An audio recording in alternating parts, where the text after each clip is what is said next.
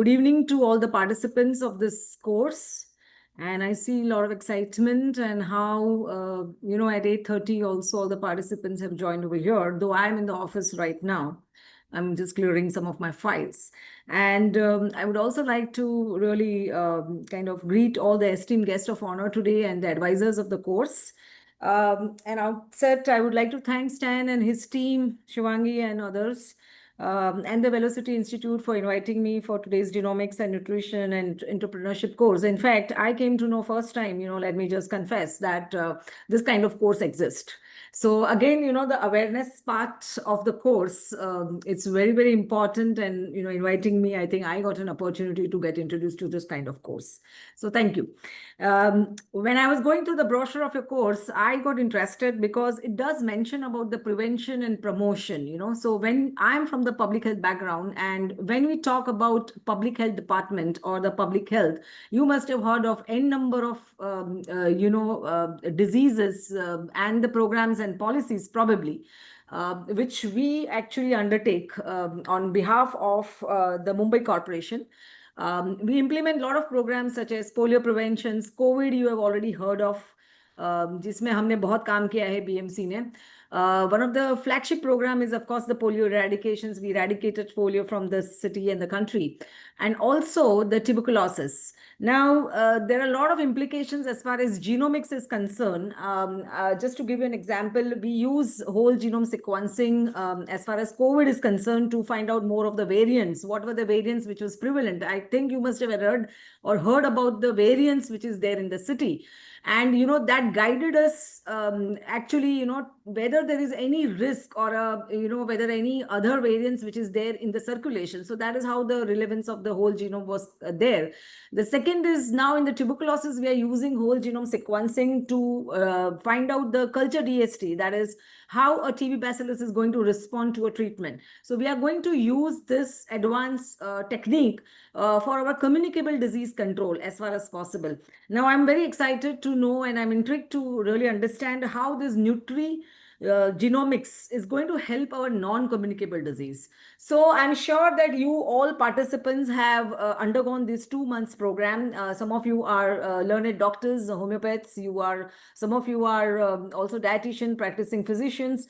And I'm very glad that this course is bringing this new kind of, advanced new discipline introduced into the health sector and the health system, which talks about prevention. It talks about the personalized care, and it also talks about risk stratification based on your genetic predisposition. We talk a lot in public health about masses. We especially are specialized into talking about, how you implement a program in a population based. Now, where here you are exactly opposite, you are talking about an individual care, a personalized care, and a personalized, treatment or kind of options, which you give it to this.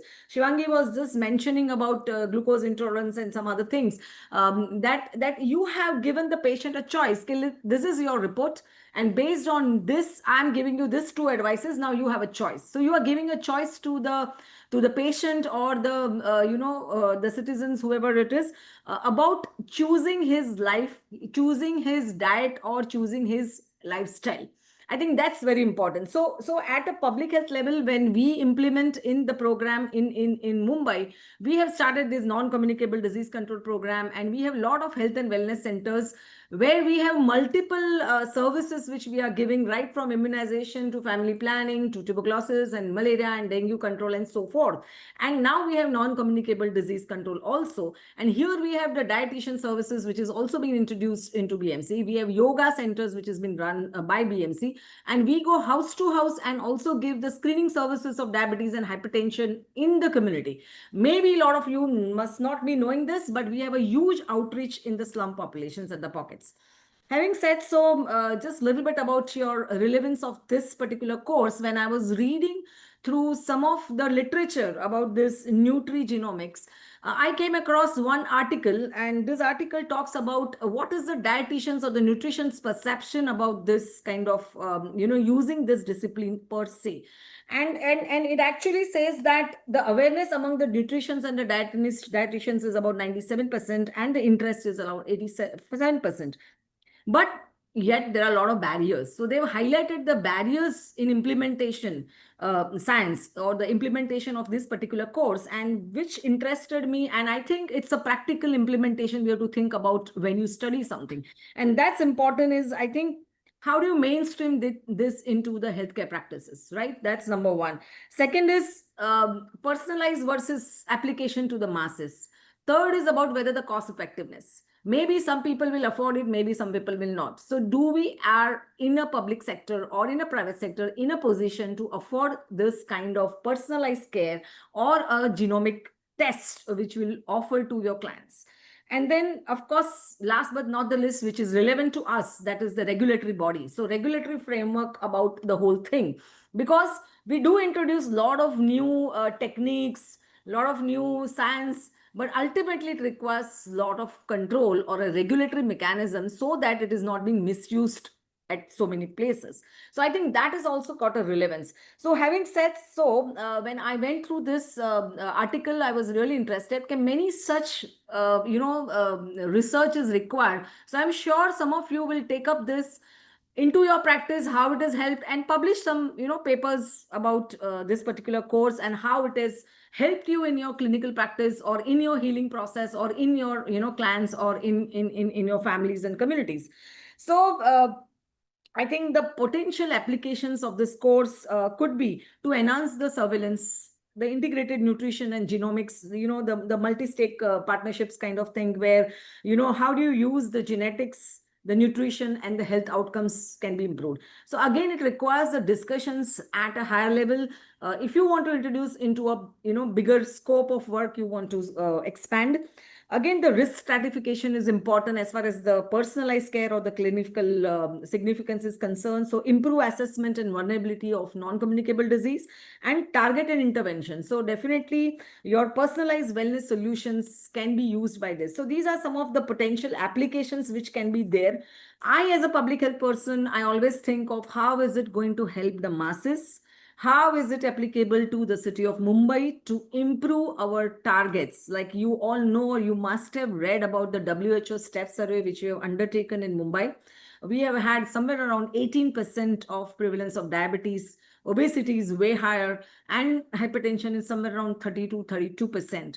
So we have been trying to kind of now, focus more of our energies and our strategies towards prevention and control of non-communicable disease. And it has been also defined in our national program. So now the governments across the world has been now focusing on non-communicable diseases, and where now there I find that this can have some relevance. So I was trying to find which are the other countries which have implemented this in a public health point of view, or maybe probably in a policy implications, that how is it going to be helpful in and at a larger level. Having said so, I feel that the strategic implications in the urban metro cities, yes, the affording and the capacity to pay is more. So probably, people will go for this kind of a personalized care. So how do you address the diversity in the city? Because we do have huge populations of multi-ethnicity, multi-caste, multi-religions, and so on and so forth.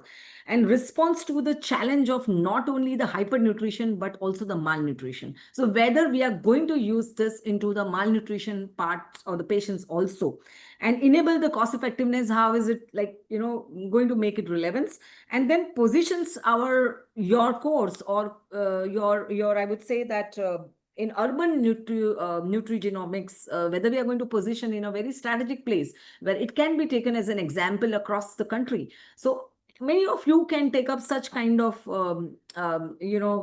innovations or maybe your work. So at the end, I would just conclude that I really am happy to be here with you. Even I have gained and I have learned so many things from the course, just going through those things. Maybe at some point of time when I'll retire and I'll probably learn something like this. And of course, I congratulate and I wish all of you a journey ahead, bringing this health and wellness concept to the communities, this new Fit Bharat mission and healing process, as well as the holistic health practices, and how best you can have this first step, which you have now taken, will then result in seeing the outcomes, which will then bring the healthier communities and which will bring us all together. So thank you very much and wish you best of luck and congratulations to all the participants.